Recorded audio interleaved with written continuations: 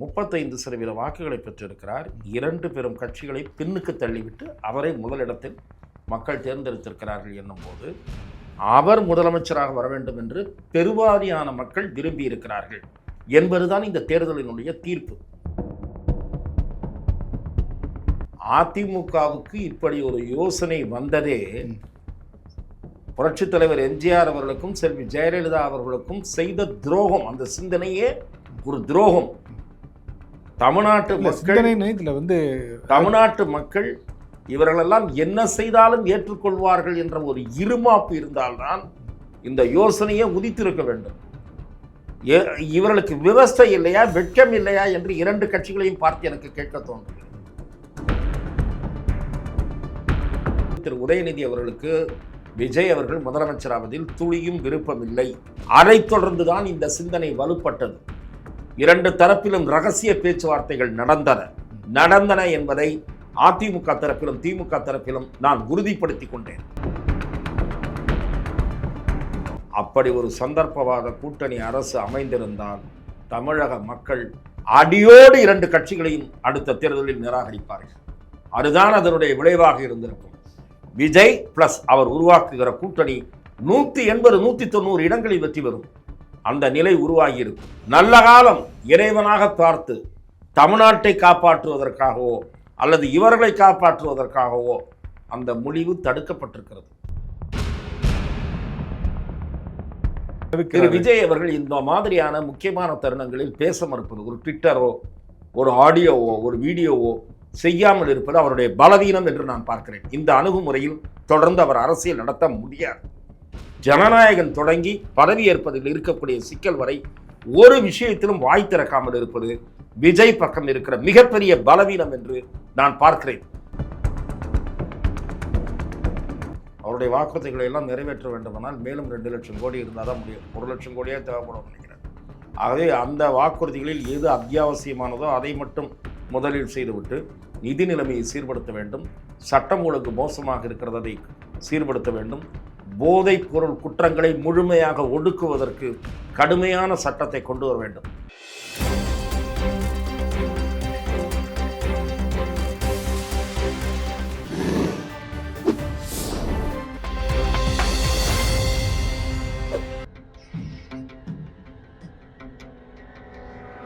தமிழ் அலை நேயர்களுக்கு வணக்கம். இன்றைய சந்திப்பில் நம்மோடு இணைந்திருப்பவர் மூத்த பத்திரிகையாளர் துக்ளக் திரு ரமேஷ் அவர்களை வரவேற்பதில் மகிழ்ச்சி. வணக்கம் சார். வணக்கம். என்ன சார், கிரிக்கெட் மேட்சை மிஞ்சிற அளவுக்கு, அதாவது இப்போ ஐபிஎல்லில் சூப்பர் ஓவர்னு சொல்லுவாங்க இல்லையா, அந்த இதை மிஞ்சிற அளவுக்கு இன்றைக்கி நடக்கக்கூடிய ஒவ்வொரு நிகழ்வுகளும் பார்த்தா 2 பேர் வந்துட்டாங்க, இன்னும் 2 பேர் வந்துட்டாங்க, இன்னும் 2 பேர் தான் பாக்கி அப்படிங்கிற மாதிரி ஒரு விறுவிறுப்பாக போயிட்டுருக்க அரசியல் எப்படி பார்க்குறீங்க சார் நீங்கள்? தமிழக வெற்றி கழகத்திற்கு கிளியர் மெஜாரிட்டி மக்கள் கொடுத்திருந்தாலும் இந்த பிரச்சனைகளே இருந்திருக்காது. முதலாவது அப்படி இருந்திருந்தால் தெளிவு பிறந்திருக்கும். 2வது, ஆளுநர் ரொம்ப டெக்னிக்கலாகலாம் பார்க்காமல், அதாவது 108 என்று விஜய் சொல்லியிருந்தால் பிரச்சனை இல்லை, அவர் இந்த காங்கிரஸ் எம்எல்ஏக்கள் கடிதத்தோடு கொடுத்தது தான் பிரச்சனை, அப்படியானால் மீதி நம்பருக்கு சாட்டிஸ்ஃபை ஆக வேண்டும். இந்த மாதிரியான சட்ட வியாக்கியானங்கள் சிலரால் கூறப்படுகின்றன. அதற்கு நேர் எதிர்கருத்தும் சிலரால் கூறப்படுகின்றன.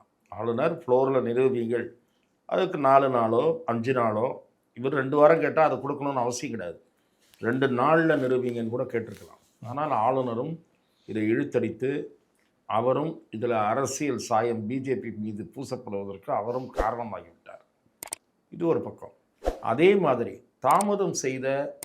தாமதமாக இந்த நிலைப்பாட்டை எடுத்திருக்கக்கூடிய கம்யூனிஸ்ட் கட்சிகளோ அல்லது இன்னும் விடுதலை சிறுத்தை நம்ம பேசி கொண்டிருக்கிற நேரம் வரை வரல. 2 கம்யூனிஸ்ட் கட்சியும் முடிவெடுத்துட்டாங்க.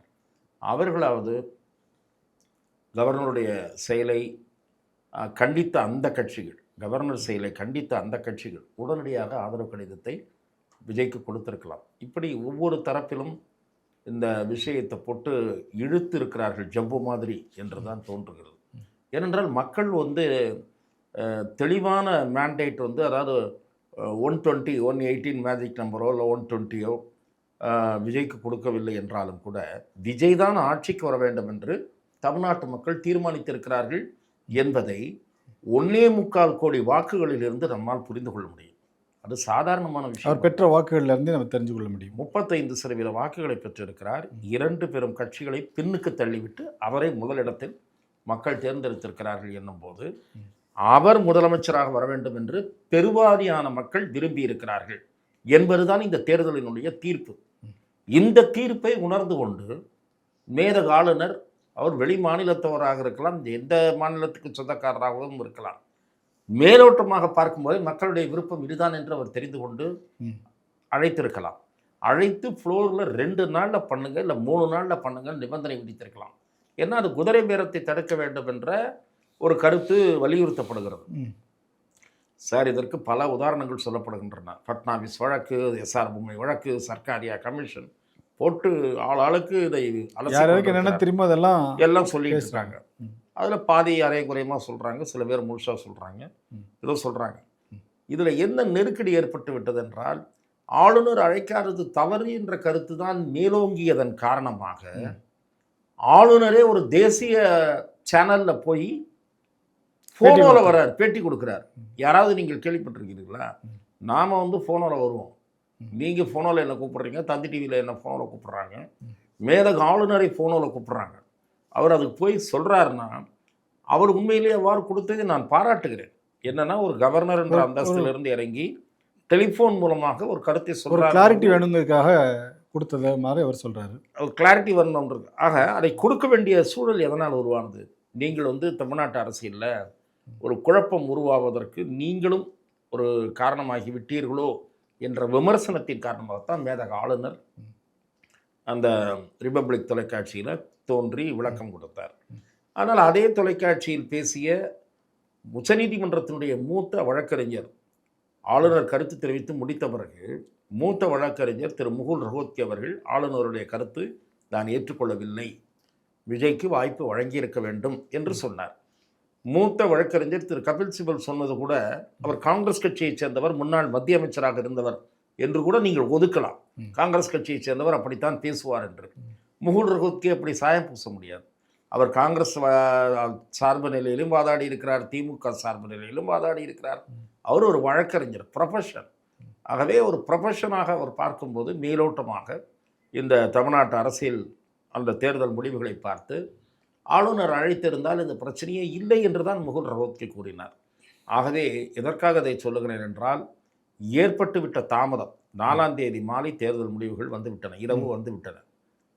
5ஆம் தேதி, அதன் பிறகு 5, 6, 7, 8, இன்றைக்கு 9ஆம் தேதியிலே நாம் இருக்கிறோம். ஆக இவ்வளவு தாமதத்திற்கு தேவையற்ற தாமதம், இதற்கு சில கட்சிகளும் காரணம் என்று நான் பார்க்கிறேன். விஜய்க்கு அனுபவம் இன்மையை மட்டுமே பெரிதாக பேசிக்கொண்டிருக்கிறார்கள். அவர் போய் ராத்திரி மெயில் அனுப்பிச்சிட்டாரு, இன்றைக்கி சிசிகா சொல்லியிருக்காங்க, வாட்ஸ்அப்பில் லெட்டர் அனுப்பிச்சிட்டாரு. திருமாவளவனிடம் தொலைபேசியிலேயே ஆதரவு கேட்டு விட்டார். வாட்ஸ்அப்பில் அனுப்பியிருக்கக்கூடாது என்பதை நானும் ஏற்றுக்கொள்ளுகிறேன். ஆகவே இந்த மாதிரியான சின்ன இஷ்யூஸ். ஆனால் வேறொரு கோணத்தில் பார்க்கும்போது நான் இதை புரிந்து கொள்ளுகிறேன். விசிகாவோ இடதுசாரிகளோ காங்கிரஸ் அளவுக்கு அவசரப்பட்டு முடிவெடுக்காததற்கு அவர்களுக்கு அரசியல் ரீதியாக திராவிட முன்னேற்ற கழகத்தோடு இந்த தேர்தலை சந்தித்து கூட்டணியாக இருந்து பயணித்து விட்டு காங்கிரஸ் அளவுக்கு வேகமாக முடிவெடுத்திருந்தால் அது முதலமைச்சரை ஊண்டு செய்திருக்கும். ஏனென்றால் காங்கிரஸ் செய்தது, நான் காங்கிரஸ் செய்ததை முற்றிலும் நியாயப்படுத்தவே மாட்டேன். காங்கிரஸ் விஜய்க்கு ஆதரவளித்தது வரை சரி. ஆனால் அப்படி கொடுக்கக்கூடிய லெட்டரிலேயே உடனடியாக நாங்கள் உள்ளாட்சி தேர்தல், நாடாளுமன்ற தேர்தல், அதிலும் இந்த கூட்டணி நாங்கள் இந்த உறவு என்பது தொடரும் என்று சொன்னது என்பது ஒரு சந்தர்ப்பவாதம் தான். அது ஒரு நீங்கள் என்ன சொல்கிறது, சாப்பிட்ட வீட்டில் கை நனைத்த வீட்டில் அந்த கை கூட காய்வதற்கு முன்னாடி நீங்கள் அந்த அவர்களுக்கு எதிராக ஒரு சதி செய்வதைப் போலத்தான், அல்லது அவர்களுக்கு எதிராக ஒரு செயலில் ஈடுபடுவதைப் போலத்தான். காங்கிரஸ் தேர்தலுக்கு முன்னால் தாவேக்காவுடன் சேர விரும்பியது. அதை நடைபெறாமல் பார்த்து கொண்டவர் திரு செல்வ பெருந்தகையும் திரு ப. சிதம்பரமும். இப்போ அவர்கள் 2 பேரும் என்ன விளக்கம் சொல்லுவாங்கன்னா ஒன்றும் சொல்ல முடியாது. ஏன்னா இப்போ ராகுல் காந்தி எடுத்திருக்கிற முடிவு. ஆகவே அப்போது சேர்ந்திருந்தால் அது வேற. இந்த தேர்தல் முடிவுகளே இப்படி இருந்திருக்காது. இன்னும் 40-50 சீட்டு ஈஸியாக விஜய்க்கு கூட தான் வந்திருக்குமே தவிர குறைந்திருக்காது.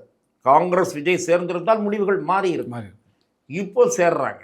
சேரும்போது இந்த தாமதம் ஏற்படுறதுனால என்ன ஆகுதுன்னா ஒரு விமர்சனம் வருது. எதனால பாஜக மேல விமர்சனம் சார், நான் அதான் ஒரு கேள்வி உங்ககிட்ட கேட்குறேன் சார். அதாவது இப்போ இந்த தாமதத்திற்கு வந்து பாஜக தான் முக்கிய காரணம் அப்படிங்கிறாங்க. அதாவது பாஜகவுக்கு இருக்கக்கூடிய ஒரே ஒரு எம்எல்ஏ. அவங்க தாமதப்படுத்தினால அவங்க ஆட்சிக்கு வர முடியும் அப்படின்னா கூட நீங்க பாஜக குற்றம் சொல்வதில ஒரு அர்த்தம் இருக்கு அப்படின்னு நம்ம சொல்லலாம். இப்போ குற்றச்சாட்டக்கூடிய கம்யூனிஸ்ட் கட்சிகளும், விடுதலை சிறுத்தைகள் கட்சிகளும் அவங்க இப்போ அவங்களே 2 நாள் எடுத்துக்கும்போது பாஜக குற்றம் சொல்வதற்கு என்ன காரணத்தை பாரதிய ஜனதா மீது அரசியல் ரீதியாக விமர்சனம் வைக்கப்பட்டது. பாரதிய ஜனதா மீது வைக்கப்பட்ட இல்ல விமர்சனத்தை அவங்களுக்கு இதனால என்ன பலன் சார்? இல்லை, பாரதிய ஜனதா மீது வைக்கப்பட்ட விமர்சனத்தை நான் முழுமையாக ஏற்றுக்கொள்ளவில்லை. ஆனால் சந்தேகத்தின் நிழல் படுகிற வகையில் காங்கிரசினுடைய முடிவு இருந்துவிட்டது. இவர்கள் அடுத்தவர்களையும் தொடருவார்கள் என்னும்போது பாரதிய ஜனதா அதை விரும்பவில்லை. இது என்னுடைய தனிப்பட்ட கருத்து, ஒரு அரசியல் பார்வையாளராக. ஏனென்றால் இடையிலே சில முயற்சிகள் நடந்திருக்கின்றன, நாம் அதை பற்றியும் பேச வேண்டும். இடையிலே என்ன முயற்சி நடந்தது? அதிமுகவும் திமுகவும் சேர்ந்து ஆட்சி அமைப்பது. அதாவது அதுக்கெல்லாம் சாத்தியங்கள் இருக்கா சார்? ஏன்னா சும்மா 4 பேர் ஏதோ கிளப்பி விட்டாங்க மாதிரி ஒரு விஷயத்தை வச்சுட்டு அதிமுகவும் திமுகவும் சேர்ந்து ஆட்சி அமைக்க போறாங்கிறது. ஏன்னா 2 பேரும் நேர எதிராக உள்ளவங்க. நண்பர் ரமணி அவர்களே, நீங்கள் விஷயம் தெரியாமல் அல்ல, நீங்கள் என் வாயிலிருந்து அந்த விஷயத்தை வெளியே முழுமையாக கொண்டு வர வேண்டும் என்று விரும்புகிறீர்கள். ஒரு நெறியாளராக நீங்கள் அந்த வேலையைத்தான் பார்க்க வேண்டும். ஆனால் அண்ணா திராவிட முன்னேற்றக் கழகம் ஆட்சி அமைப்பதற்கும் அந்த ஆட்சியை திராவிட முன்னேற்றக் கழகம் வெளியிலிருந்து ஆதரிப்பதற்கும் முயற்சிகள் நடந்தது முழு உண்மை, 200% உண்மை. அண்ணா திராவிட முன்னேற்றக் கழகத்தில் ஆரம்பத்தில் ஒரு கருத்து இருந்தது, அந்த கருத்துக்கு எதிர்கருத்தும் இருந்தது. ஆரம்பத்தில் இருந்த கருத்து என்ன? தமிழக வெற்றி கழகத்திற்கு நாம் ஆதரவு தரலாம் என்கிற ஒரு சிந்தனை சிலரிடையே இருந்தது. தமிழக வெற்றி கழகம் நம்மிடம் ஆதரவே கோராத நிலையில் முன்னாள் முதலமைச்சரான திரு எடப்பாடி பழனிசாமி நேரில் வந்து சந்தித்து ஆதரவை கேட்டால் ஒழிய நாம் அது பற்றி பேசவே கூடாது, சிந்திக்கவே கூடாது என்ற கருத்து விவாதிக்கப்பட்டு முடித்து வைக்கப்பட்டு விட்டது. அதன் பிறகு ஒரு நள்ளிரவு நேரத்தில் சில சந்திப்புகள் நடைபெற்றன என்றும் அதைத் தொடர்ந்துதான் இந்த விஷயம் ஒரு கருவாகி உருவாகி வந்தது. இது அதிமுக முதலமைச்சர் திமுகவிலிருந்து வெளியிலிருந்து ஆதரவு. இது நடந்தது, மறுக்கவே முடியாது. நான் 2 தரப்பிலும் பேசிவிட்டு உங்களுக்கு சொல்ல. இல்லை சார், இதுக்கான சாத்தியங்கள் எப்படின்னு கேட்குறேன். ஏன்னா அதிமுக இருக்கக்கூடிய உறுப்பினர்கள் எண்ணிக்கை 47, திமுக கிட்ட இருக்கக்கூடிய உறுப்பினர்கள் எண்ணிக்கை 56. இது 2 பேர் வச்சு எப்படி அவங்களுக்கு திராவிட முன்னேற்ற கழகத்தினுடைய இதர கூட்டணி கட்சி உறுப்பினர்களை கழித்து விடுவீங்களா? அப்படி பார்த்தா நீங்க அதிமுகவில் இருக்கக்கூடிய கூட்டணி கட்சிகள் பாமகவும் விடுதலை சிறுத்தைகளும் ஒரே கூட்டணியில் இருக்க மாட்டேன் அப்படிங்கிற ஒரு 2 பேர்ல ஒருத்தரை கழிச்சுட்டு அந்த ஆதரவு வாங்கிட்டு போறாங்க. அப்படின்னாலும் கம்மியாகுது. ஏன் கம்மியாகும்னு கேட்கிறேன். நீங்க பாட்டாளி மக்கள் கட்சிக்கு 4 உறுப்பினர்கள் இருக்கிறார்கள், தேமுதிகவுக்கு ஒரு உறுப்பினர் இருக்கிறார், 5 உறுப்பினர். இல்ல, தேமுதிக இப்பதான் அதிமுக விட்டு வெளியில போய் அவங்க திமுகவோட கூட்டணி வச்சிருக்காங்க. அவங்க எப்படி அதிமுக அமைச்சர் முதலமைச்சருக்கு சப்போர்ட் பண்ணுவாங்க? நான் ஒன்று சொல்றேன் கேளுங்க. மந்திரி பதவி கிடைக்கும், இல்லை வேற பலன்கள் கிடைக்கும்னா என்ன முடிவுனாலும் சில கட்சிகள் எடுக்கும். அந்த கட்சிகள்லாம் நான் பேரை சொல்ல வேண்டிய அவசியமே இல்லை. என்ன நிறைய தடவை நம்ம அதை பற்றி பேசிட்டோம். இப்போ நீங்கள் கேட்ட மூல கேள்வி தான் முக்கியம். அதிமுகவுக்கு இப்படி ஒரு யோசனை வந்ததே புரட்சித் தலைவர் எம்ஜிஆர் அவர்களுக்கும் செல்வி ஜெயலலிதா அவர்களுக்கும் செய்த துரோகம். அந்த சிந்தனையே ஒரு துரோகம். தமிழ்நாட்டு மக்கள் இவர்களெல்லாம் என்ன செய்தாலும் ஏற்றுக்கொள்வார்கள் என்ற ஒரு இருமாப்பு இருந்தால்தான் இந்த யோசனையை உதித்திருக்க வேண்டும். இவர்களுக்கு விவஸ்தை இல்லையா, வெட்கம் இல்லையா என்று 2 கட்சிகளையும் பார்த்து எனக்கு கேட்க தோன்றுகிறது. நீங்கள் என்ன பேசினீர்கள்? திரு எடப்பாடி பழனிசாமி பாஜகவின் அடிமை, தமிழ்நாட்டை முன்னுக்கு கொண்டு வந்தது எங்களுடைய ஆட்சிதான் நீங்கள் பேசினீர்கள். பதிலுக்கு திரு எடப்பாடி பழனிசாமி என்ன சொன்னார்? நான் ஒன்றும் அடிமை கிடையாது என்று சொல்லி அத்தோடு நிறுத்தி விட்டாரா? உங்களிலே பல பேர் ஊழல் பேர் வழிகள். யாரை பார்த்து சொன்னார்? திரு மு.க. ஸ்டாலினை பார்த்து, திரு அமைச்சர் கே.என். நேருவை பார்த்து. நீங்கள் நான் பதவிக்கு வந்தவுடன் யாரும் தப்ப முடியாது சொன்னவர் யார்? எடப்பாடி பழனிசாமி. அப்படி சொன்ன 2 பேரும் கைகோர்த்து கொண்டு ஆட்சி அமைக்கலாம் என்று நினைத்தீர்களே. இந்த நினைப்பே தமிழ்நாட்டு மக்களை நீங்கள் எந்த லட்சணத்தில் மதிக்கிறீர்கள் என்று வெளிப்படுத்தவில்லையா? இல்லை சார், நான் ஒரு மூத்த பத்திரிகையாளர் உங்ககிட்ட இந்த கேள்வியை கேட்குறேன். அதாவது இந்த மாதிரி ஒரு பேச்சு எங்கே ஆரம்பிச்சுது சார்? அதனுடைய ஆரம்ப புள்ளி எங்கே? ஆரம்ப புள்ளி எங்கேன்னா, நான் கேள்விப்பட்டது திரு உதயநிதி அவர்களுக்கு விஜய் அவர்கள் முதலமைச்சராவதில் துளியும் விருப்பமில்லை என்று நான் கேள்விப்பட்டேன். இது தவிர வெளியிலே இருக்கக்கூடிய 1-2 அக்கறையுள்ள சக்திகள், ஒரு தொழிலதிபர் உட்பட இப்படி உறவை ஏற்படுத்தினால் விஜய் வருவதை தடுக்கலாம் என்கிற யோசனை விதைக்கப்பட்டது. தாவேகாவை ஆதரிப்பதை நாம் ஆதரிக்காமல் இருந்தால் சிறிது காலத்திற்கு பிறகு தாவேகாவுக்கு அதிமுகவிலிருந்து எக்ஸோடஸ் என்று சொல்லக்கூடிய ஆட்கள் வெளியேறுகிற படலம் தொடங்கும் என்று அதிமுக ஆட்சியில் இருக்கும்போது தேமுதிக உறுப்பினர்களை தொகுதி நலத்திட்டத்துக்காக பார்த்தங்கிற மாதிரி அந்த மாதிரியான நிகழ்ச்சிகள் நடைபெறக்கூடும் என்று எடப்பாடி பழனிசாமி அவர்கள் யூகித்தார், அச்சப்பட்டார், கவலைப்பட்டார். அதைத் தொடர்ந்துதான் இந்த சிந்தனை வலுப்பட்டது. இரண்டு தரப்பிலும் ரகசிய பேச்சுவார்த்தைகள் நடந்தன என்பதை அதிமுக தரப்பிலும் திமுக தரப்பிலும் நான் உறுதிப்படுத்திக் கொண்டேன்.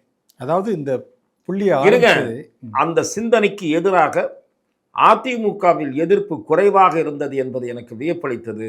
திமுகவிலே இதற்கு முக்கியமானவர்கள் சிலர் எதிர்ப்பு தெரிவித்திருக்கிறார்கள். அவர்கள் ஆட்சியிலே பங்கு பெற முடியும், பங்கு பெறுவோமோ இல்லையோ, இது வேண்டாம், இது கெட்ட பெயரை தேடித்தரும் என்று திமுகவிலே பேசியிருக்கிறார்கள். அதிமுகவிலே அந்த அளவுக்கு பேசவே இல்லை என்று நான் கேள்விப்படுகிறேன். இல்லை, உங்களுக்கு முதலமைச்சர் பதவியில் தரணும்லாம் சொல்லியிருக்காங்க, நீங்கள் எப்படி எதிர்ப்பு தெரிவிப்பீங்க? முதலமைச்சராக வரப்போகிறவர் வேண்டுமானால் மகிழ்ச்சி அடையலாம் சார். சுத்தி இருக்கிறவங்க நினைக்க வேணாம், இல்லை அவங்களுக்கு மக்கள் என்ன நினைப்பாங்கன்னு நினைக்க வேணாம். மக்களை பற்றி திங்க் பண்ணி தான் இப்போ வாக்கு கேட்குறாங்களா? இல்லை, அதுதான் நான் சொல்கிறேன். என்னன்னா அதிகார வெறி கண்ணை மறைக்கிறது. அதாவது பணம் சம்பாதிக்கக்கூடிய வாய்ப்பு விட்டுவிடக்கூடாது என்று நினைக்கிறார்கள். ஆகவே தவறான முறையில் பொருளீட்டுவதற்கு துடித்துக் கொண்டிருக்கிறார்கள்.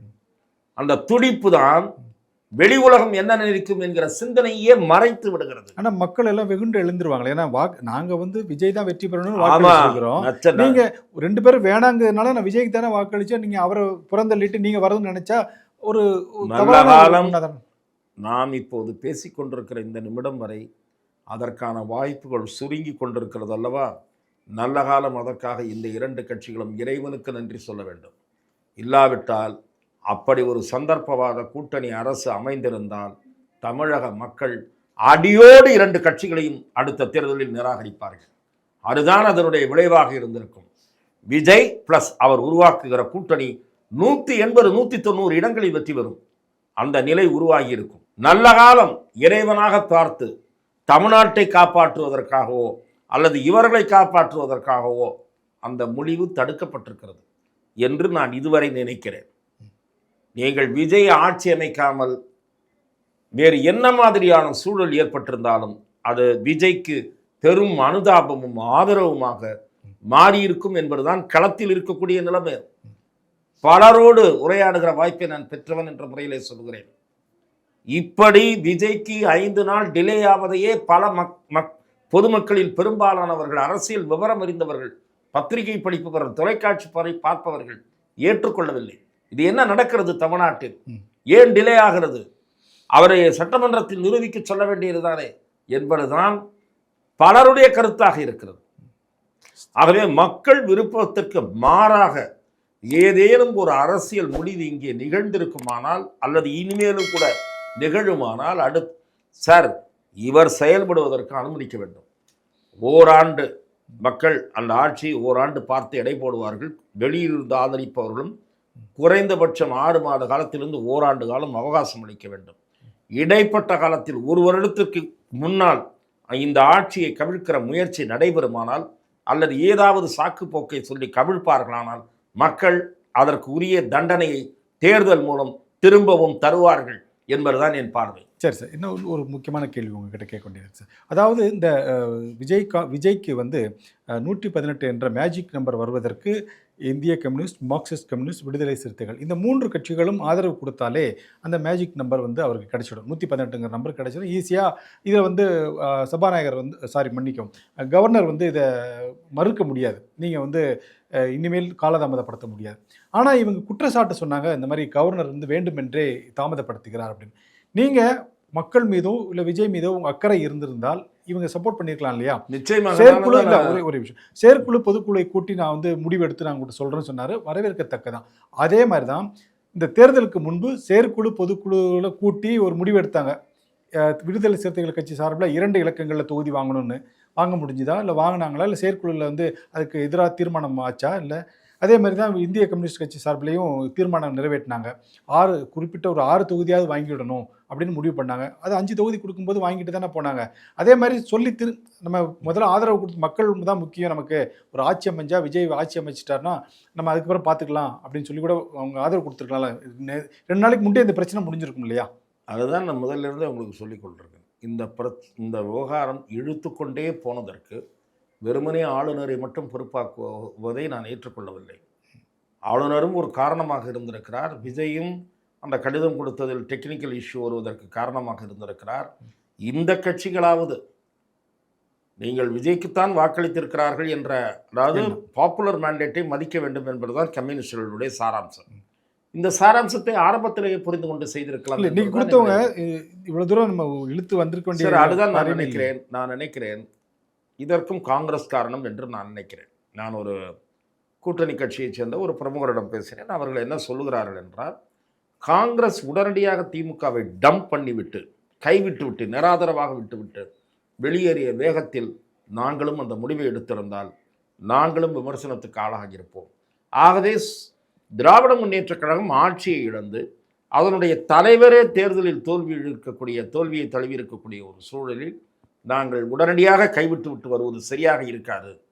ஆகவேதான் அரசியல் ரீதியாக அவரோடு இப்போது இருக்கக்கூடிய வாய்ப்புகளை விவாதித்து விட்டு இந்த முடிவுக்கு வந்தோம் என்று கூறுகிறார். அதனால தான் நேற்று காலையில் முதலமைச்சரை சந்தித்து தங்களுடைய கருத்துக்களை மிக நிச்சயமாக இப்போதைய அரசியல் சூழல் குறித்து முதலமைச்சரிடம் தெரிவித்திருத்து தங்களுக்கு இருக்கக்கூடிய வாய்ப்புகள், தங்களுடைய நிலைப்பாடு குறித்த யோசனைகள் இவற்றையும் இவர்கள் பகிர்ந்து கொண்டு விட்டு வந்திருக்கலாம் என்று தோன்றுகிறது.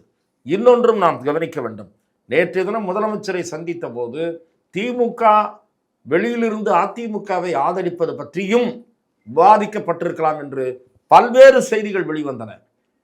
இந்த செய்திகளை திமுகவோ அதிமுகவோ அதிகாரபூர்வமாக மறுக்கவில்லை என்பதையும் நினைவில் கொண்டு நாம் பேச வேண்டும். நேற்று திமுக எம்எல்ஏ குழு கூட்டத்தில் கூட 2 தீர்மானங்கள் முக்கியமாக பார்க்கப்பட்டுச்சு. ஒன்று, தலைவர் எடுக்கக்கூடிய முடிவுக்கு எல்லாரும் கட்டுப்படுவோம். ஒன்று, அதற்கு அடுத்தபடியாக கூட அடுத்த தீர்மானம் வந்து எந்த முடிவை எடுத்தாலும், தலைவர் எந்த நன்மைக்காக எந்த முடிவு எடுத்தாலும் அதை அனைவரும் ஆதரிக்க வேண்டும். அதுதான் சார் நான் சொல்கிறேன்.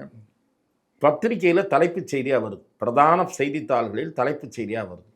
2 தினங்களாக தொலைக்காட்சிகளில் பிரேக்கிங் நியூஸாக போய்கொண்டிருக்கிறது, திருப்புமுனை செய்தியாக போய்கொண்டிருக்கிறது. என்னன்னு, அதிமுக ஆட்சி அமைக்க திமுக வெளியிலிருந்து ஆதரவு என்று. அண்ணா திராவிட முன்னேற்றக் கழகத்தினுடைய தலைமை கழகத்தின் சார்பில், பொதுச் செயலாளர் மறுக்க வேண்டாம், தலைமை கழகத்தின் சார்பில் இப்படி வெளிவருகிற செய்திகள் நாங்கள் மறுக்கிறோம், பொதுச் செயலாளர் சார்பில் மறுக்கிறோம் என்று ஒரு அறிக்கை வந்ததா? மாறாக தாவேகாவுக்கு ஆதரவில்லை என்று முனுசாமி கூறுகிறார். திமுக ஆதரவை ஏற்க மாட்டோம் என்று அதே முனுசாமி வாயில் கொழுக்கட்டையா இருந்தது என்று நான் கேட்கிறேன். இந்த செய்தியை முனுசாமி பார்க்கவில்லையா டிவியில்? ஏன் மறுப்பு வரவில்லை? பதவி வெறி உங்கள் கண்களை மறைத்ததா? இன்னொன்று நான் கேட்கிறேன், இப்படி ஒரு செய்தி வந்து கொண்டிருக்கிறது, திமுகவும் மறுக்கவில்லை, அதிமுக மறுக்காதது மட்டுமல்ல, நாடாளுமன்ற உறுப்பினர் திரு தம்பிதுரை அவர்கள் எடப்பாடி பழனிசாமி முதலமைச்சராக வருவார் என்று இன்றைய தினம் பேட்டி அளிக்கிறார். எப்படி 40 சீட்டை வைத்திருக்கிறவருக்கும் முதலமைச்சர் பதவியா எப்படி கிடைக்கும்? வெளியிலிருந்து யாராவது ஆதரவு தராமல் வெளியிலிருந்து யார் ஆதரவு தர முடியும்? உங்களுக்கு 107 சீட் வைத்திருக்கிற திரு விஜய் தரப்போகிறாரா? அப்போ திமுக ஆதரவை ஏற்பதற்கு கூச்சமின்றி காத்து கிடந்தீர்கள் என்பதுதானே அதற்கு ஒப்புதல் வாக்குமூலம். செம்மலை கூட அதானே சொல்லியிருந்தாரு. திரு எடப்பாடி அவர்கள் வந்து கிங் மேக்கர் இல்ல, கிங் அப்படின்னு. அதுதான் சார், அலைந்தார்கள் சார், பதவிக்கு அலைந்தார்கள். பதவிக்கு அலைந்து விட்டு இப்போது விஜய் ஆட்சி அமைத்து விட்டால் அப்படியே ஏக்கத்தோடு பார்த்து கொண்டிருக்க வேண்டியதுதான். வர வேண்டியதும் போச்சா அப்படின்னு இன்றைக்கோ உட்கார போகிறார்கள், இன்றைக்கோ நாளைக்கோ. இப்படிப்பட்ட ஒரு இழிநிலை அதிமுகவுக்கு தோன்றியது என்பது அவலம், அந்த கட்சிக்கு தோன்றியது ஒரு பேரவலம் என்று நான் பார்க்கிறேன். நீங்கள் ஆரம்பித்து சொல்லும்போது சொன்னீங்க உதயநிதி ஸ்டாலின் தான் இந்த விஷயத்தை ஆரம்பித்தார் அப்படின்னு. திமுகவுக்கு இது ஒரு பெரிய இழுக்கு இல்லையா? ஏன்னா அதாவது கட்சிக்காரங்க கூட காம்ப்ரமைஸ் ஆகிடலாம். பொதுமக்கள் பார்த்துட்டு இருக்க பொதுமக்கள் வந்து திராவிட முன்னேற்றக் கழகமும் கூச்ச நாச்சமின்றி அந்த முடிவை எடுப்பதற்கு முன்வந்தது என்பது வெட்கக்கேடான ஒன்று.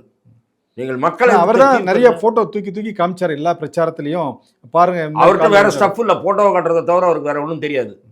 இப்போது அவரை கொண்டு வந்து எதிர்க்கட்சி தலைவராக அடிமைன்னு சொன்னவர், அவரை கொண்டு வந்து நீங்க முதலமைச்சர் அவரை கொண்டு வந்து முதலமைச்சராக்குவதற்கு தயாராக இருந்தார்கள். அதற்கு காரணம் விஜய் என்கிற மனிதர் மீது அவர் வந்து விட்டாரே என்ற வயிற்றெரிச்சல். உதயநிதிக்கு ஏற்பட்டது, அவர்தான் இதற்கு காரணம் என்று சொல்லுகிறார்கள். அது உண்மையாக இருந்தால் அதற்கு காரணம் வயிற்றெரிச்சல் என்று தான் நான் பார்ப்பேன். சார், இன்னொரு விஷயம் வந்து ரொம்ப பிரபலமாக பேசப்பட்டிருக்கு சார். அதாவது இந்த விஜய் அவர்கள் வந்து தவேக தலைவர் விஜய் வந்து ஜெயித்த பிறகு இவ்வளோ கஷ்டமான சூழ்நிலையில் அவருக்கு ஏற்பட்ட இந்த பிரச்சனைக்கு கூட வந்து வெளிப்படையாக எந்த கருத்தையும் சொல்லாமல் தவிர்க்கிறார். விஜய் அவர்கள் இந்த மாதிரியான முக்கியமான தருணங்களில் பேச மறுப்பது, ஒரு ட்விட்டரோ ஒரு ஆடியோவோ ஒரு வீடியோவோ செய்யாமல் இருப்பது அவருடைய பலவீனம் என்று நான் பார்க்கிறேன். இந்த அணுகுமுறையில் தொடர்ந்து அவர் அரசியல் நடத்த முடியாது. ஜனநாயகன் தொடங்கி பதவியேற்பதில் இருக்கக்கூடிய சிக்கல் வரை ஒரு விஷயத்திலும் வாய் திறக்காமல் இருப்பது விஜய் பக்கம் இருக்கிற மிகப்பெரிய பலவீனம் என்று நான் பார்க்கிறேன். முதலமைச்சராக பொறுப்பேற்பாரானால் அந்த அணுகுமுறையை முதலில் மாற்ற வேண்டிய அணுகுமுறை கருத்து சொல்லுவது. இவர் ஆக்சஸ் வேண்டும், இவரை அணுகும் தன்மை இருக்க வேண்டும், அல்லது அவராவது பதிவிட வேண்டும். இப்படி இருந்தால் மக்கள் அதை ரசிக்க மாட்டார்கள். இப்போது உங்களை போற்றுபவர்கள் பிறகு தூற்ற தொடங்குவார்கள்.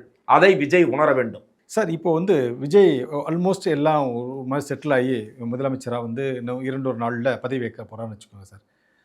அவர் முன்னெடுக்கக்கூடிய விஷயங்கள் என்னவா இருக்கணும் சார்? முதல் விஷயமா இது தான் பண்ணணும் அப்படிங்கிற மாதிரி ஒரு மூத்த பத்திரிகையாளராய், ஒரு எக்ஸ்பீரியன்ஸான ஒரு அரசியல் நுணுக்கங்களை பார்க்கக்கூடிய ஆளாய் உங்களுடைய கருத்து என்னவா இருக்குது சார்? அவர் ஏராளமான வாக்குறுதிகளை வலித்திருக்கிறார். தமிழ்நாடு நிதி நிலைமை மிக மோசமாக இருக்கிறது. 10.5 லட்சம் கோடி 10 லட்சம் கோடி கடன் இருக்கிறது. அவருடைய வாக்குறுதிகளை எல்லாம் நிறைவேற்ற வேண்டுமானால் மேலும் 2 லட்சம் கோடி இருந்தால் தான் முடியும். 1 லட்சம் கோடியாக தேவைப்படும் நினைக்கிறேன். ஆகவே அந்த வாக்குறுதிகளில் எது அத்தியாவசியமானதோ அதை மட்டும் முதலில் செய்துவிட்டு நிதி நிலைமையை சீர்படுத்த வேண்டும்.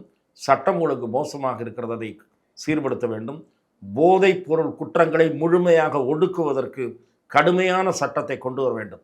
அந்த சட்டத்திற்கு எந்த கட்சியும் எதிர்ப்பு தெரிவிக்காது.